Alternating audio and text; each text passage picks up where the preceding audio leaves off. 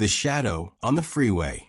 James had been a long-haul truck driver for nearly 20 years, and during that time he'd learned that the road held more than just endless miles of asphalt. It harbored secrets that many never spoke of. One sweltering, starless night on Highway 87 in the middle of the Arizona desert, James encountered an experience that would haunt him forever. It was past midnight, and the lonely highway stretched before him like a ribbon of uncertainty. The desert, normally a realm of blazing sun and endless heat by day, now lay in a heavy, stifling darkness. Memories of his early years on the road, filled with the promise of freedom and the open horizon, faded into a distant recollection as a chill of dread settled in his chest.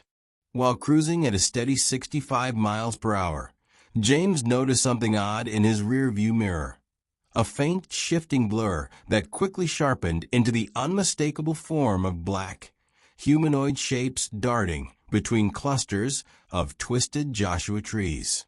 At first, he assumed they were stray animals, but as he accelerated, one figure remained unervingly still at the edge of the road. Its tall, slender silhouette seemed to absorb the light from his headlights rather than reflect it, as if it were a living void. James's heart pounded louder than the rumble of his engine. He leaned closer to the mirror, squinting into the darkness until the figure's presence became all too real. Then, just as abruptly, the truck's radio crackled to life. Amid a barrage of static emerged a distorted, emotionless voice. "You're not supposed to see us." The words, delivered with an eerie calm, sent a shudder through his entire body. Desperation gripped him. He fumbled with the radio controls, trying in vain to cut the unnerving transmission. The figure in the mirror did nothing but stand there, a sentinel in the night, its form unyielding and its face, when briefly illuminated, nothing more than a vast emptiness where features should reside. Swerving to avoid what he could not rationalize, James felt as if every mile put more distance between him and that inexplicable presence. Yet, even as the road receded behind him, the memory of that void lingered. At a small roadside diner in a forgotten town, an old trucker listened silently as James recounted his ordeal.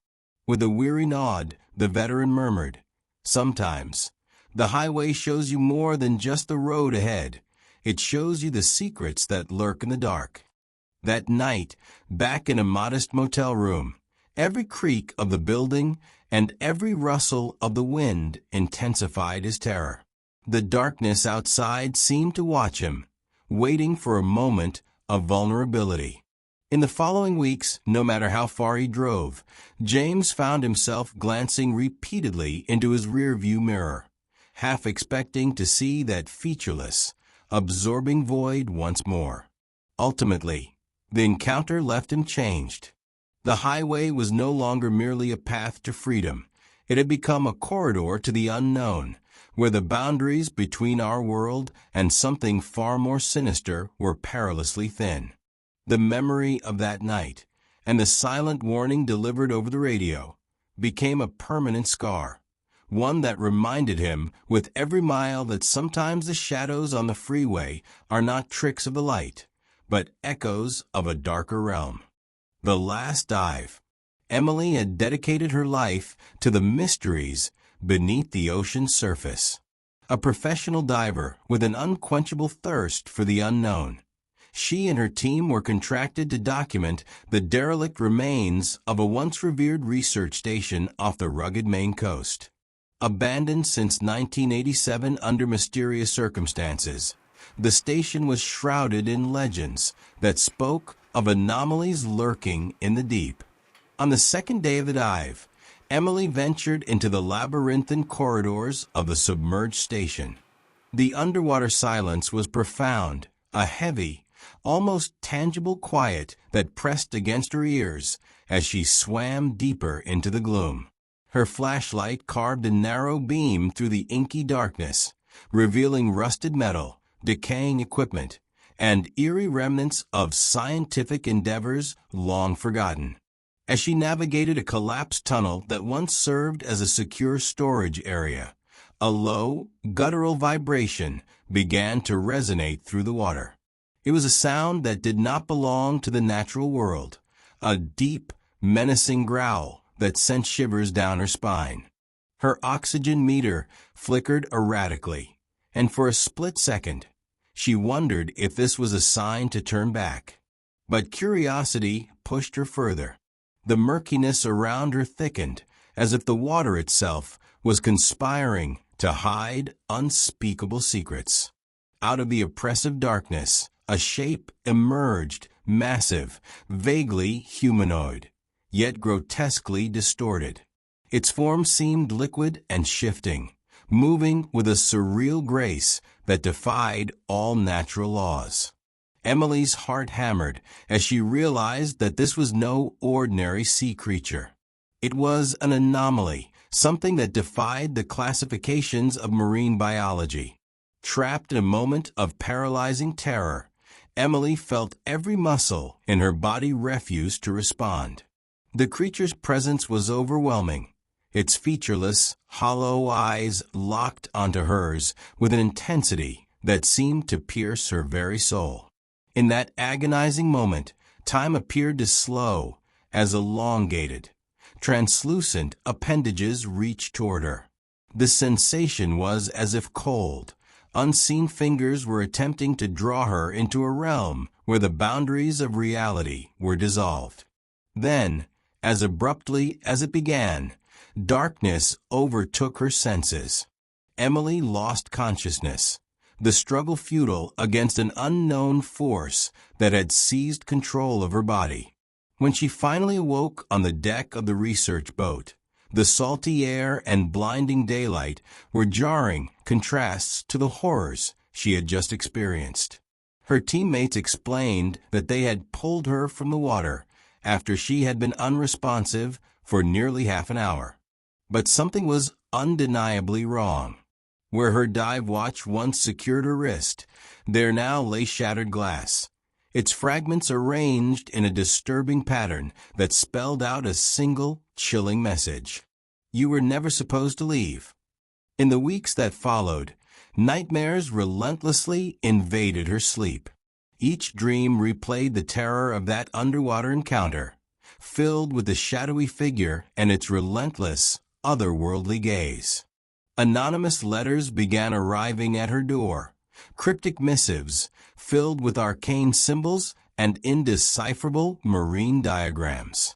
Each letter hinted at an ancient secret tied to the research station and the unfathomable creature lurking beneath the waves. Haunted by her experience and the eerie correspondence, Emily found herself at a crossroads.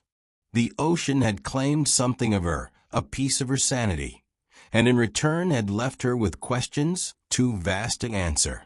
The abandoned station remained a dark enigma, its secrets sealed beneath layers of history and salt, waiting for the next intrepid soul to disturb its silent depths. Over time, Emily's tale of that fateful dive became a whispered legend among divers, a stark reminder that some mysteries beneath the ocean are best left unexplored, for they may pull you into a darkness from which there is no escape. The patient in room 46. Dr. Adam Reynolds prided himself on his methodical approach to psychiatry. For over a decade, he had treated patients with a variety of psychological afflictions, yet none had unsettled him quite like Vincent Crane. Admitted after being found wandering a barren cornfield at dusk, Vincent's cryptic mutterings about what lies beneath and references to unseen presences had disturbed both the police and the local community. Initially, Adam attributed Vincent's behavior to a severe psychotic break, a mind shattered by trauma. But as the weeks passed, events at the psychiatric facility began to transcend the realm of conventional explanation. It started on a gloomy, rain-soaked evening. As Adam made his routine rounds, he heard soft, deliberate murmurs emanating from room 46. The voice was not the incoherent babble of a disturbed mind. It was measured, almost conversational, as if Vincent were engaged in dialogue with an invisible companion. Compelled to uncover the truth, Adam arranged a special recording session with Vincent. That day, the atmosphere in room 46 was unusually cold. The flickering overhead lights cast erratic shadows across the peeling wallpaper, and the sense of foreboding was palpable. Adam began by asking in a calm, measured tone, "Vincent, who are you speaking to in the dark?" Vincent's eyes, deep and haunted, slowly drifted toward a shadowed corner of the room. In a voice that seemed to echo from a distant void, he replied, "They're always with me. They wear our fears like a second skin, concealing what we dare not face." Adam's pen trembled as he jotted down every word. Pressing further, he asked, "Who are they?" A faint, almost imperceptible smile curved Vincent's lips. "They are the shadows of our existence, the remnants of forgotten lives. They speak in silence when the world turns its back on us." At that moment, the recording device erupted into a burst of static. The temperature in the room plummeted, and the shadows on the wall began to writhe and stretch as if animated by a malevolent force. Adam's heart raced as he looked up and found Vincent had vanished. The security cameras later captured a scene that defied all logic. Vincent's body appeared to fold in on itself, crumpling like fragile paper before dissolving into the darkness. The following morning, room 46 was empty save for a single, crumpled patient gown draped over a chair. On the wall, written in a handwriting unmistakably Vincent's, was a message that chilled Adam to the bone. "I'm wearing someone else now."